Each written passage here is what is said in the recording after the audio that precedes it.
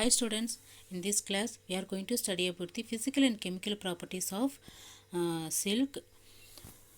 All of you know about the silk materials such as silk sarees.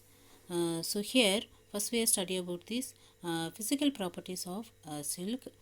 First one is this tenacity. The silk filament is strong. This strength is due to its linear beta configuration polymers and very crystalline polymer system. These two factors permit many more hydrogen bonds to be formed in a much more regular manner. So the tenacity of the silk is it is in very strong, and this strength is due to its linear beta configuration polymers and very crystalline polymer system. And also when wet, silk loses strength. This is due to water molecules hydrolyzing a significant number of hydrogen bonds and in the process weakening the silk polymer. So when wet, silk loses its strength. Next is the elastic plastic nature of silk. Silk is considered to be more plastic than elastic because its very crystalline polymer system does not permit the amount of polymer movement which could occur in a more amorphous system. So the elastic plastic nature of silk shows silk is considered to be more plastic than elastic. This is because its very crystalline polymer system does not permit the amount of polymer movement.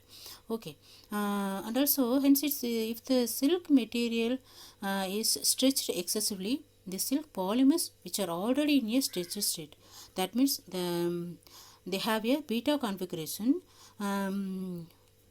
will slide past each other.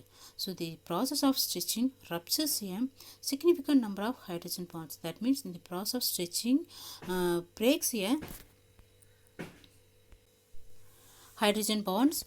When stretching ceases, the polymers do not return to their original position but remain in their new position. That means when stretching stops, the polymers do not return to their original position but remain in their new position. This disorganizes the polymer system of silk, which is seen as a distortion and wrinkling or seizing of the silk textile materials. The handle of the silk is described as medium as its very crystalline polymer system imparts a certain amount of stiffness to the filaments. So this is often misinterpreted. In the handle is regarded as soft because of the smooth, even and regular surface of silk filaments. So this is the elastic plastic nature of silk. Next is the hygroscopic nature of silk. Because silk has a very crystalline polymer system, it is less absorbent than wool. The greater crystallinity of silk polymer system allows fewer water molecules to enter than does the more amorphous polymer system of wool. So the hygroscopic nature of silk shows silk has very crystalline polymer system, so it is less absorbent, and also the silk's polymer system allows fewer water molecule to enter to the silks. And also in relatively dry weather, silk may develop static electricity. This is because there are not enough water molecules present in its polymer system to dissipate any static electricity which might develop. So next is the chemical properties of silk. First is the reaction of alkali. Here the alkaline substances are less harmful to silk than to wool, but more harmful than they are to cotton. So hard caustic solutions completely dissolve the fiber and dilute solution tend to discolor it and cause it to tender. That means the hot caustic solutions completely dissolve the fiber and dilute solution tend to discolor, and it causes to soft in nature. Next is the weak household ammonia can be safely used. So weak household ammonia means it is a cleaning solutions that is add ammonia gas to water. This is known as household ammonia. So this household ammonia can be safely used in the silk. And also wild silk is less affected by alkali than cultivated silk. So cultivated silk means silk produced by silkworm.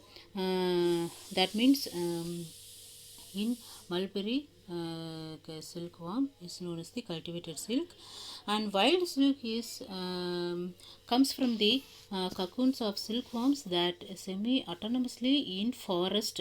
Hence, the term referred the wild silk. Um, that means so domesticated mulberry silkworm cannot survive without human help, but wild silkworm live on trees and are able to find food by themselves. So this is the wild silk. And also the cultivated silk. This wild silk is less affected by alkali than cultivated silk. Next is the reaction of acid. The dilute acids are absorbed and retained with tenacity as for wool, and dilute organic acid can be used without risk of injury, but concentrated mineral acids rapidly dissolve the fiber. So wild silk is less affected by the action of acids and more slowly than in is the case with cultivated silk. So this reaction of acid shows dilute organic acid can be used without risk of injury, but concentrated acids rapidly dissolve the fiber. As well as wild silk is less affected by the action of acids more slowly than in the case with cultivated silk. Next is the increased brilliance and scroop.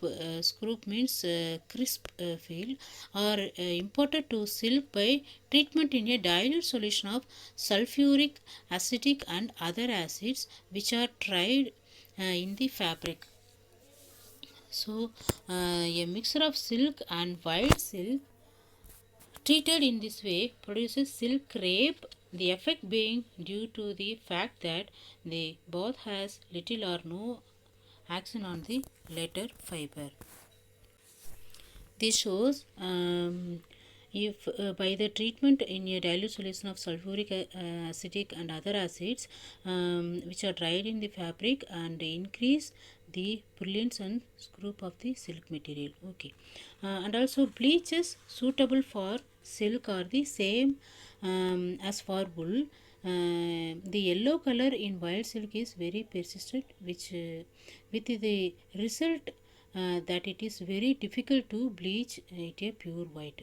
Okay, next is the affinity for dyes. Like wool, silk takes up coloring matter very rapidly, but it holds it more tenaciously, while silk is much less reactive to dyes. So, like wool, silk takes up coloring matter very rapidly, and also wild silk is much less reactive to dyes. Okay, students, in this class we are all study about the physical and chemical properties of silk. Okay, we'll continue the rest in the next class. Thank you.